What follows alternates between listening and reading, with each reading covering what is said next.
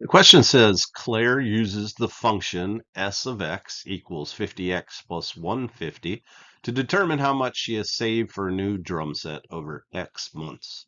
How much will Claire have saved after 8 months? So, one of the most important things when you're looking at a formula or a function is to figure out what the variables represent. And so here it tells us that x represents the number of months, and they're asking us to use this formula for 8 months. So that's telling us we're going to replace the x with the 8. And then for the s of x, we want to know what that means. What does the function tell us? And it says it determines how much she has saved. And that's what they're asking us to find.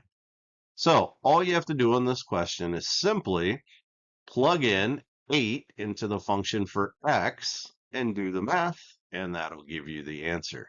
So I'm going to take the function s of x, I'm going to replace x with 8, and so I would have s of 8 equals 50 times 8 plus 150. Now we just simply follow PEMDAS, GIMDAS, however you were taught it, order of operations. You have to do the multiplication before you do the addition. So 50 times 8 gives me 400, and then plus the 150 gives me $550.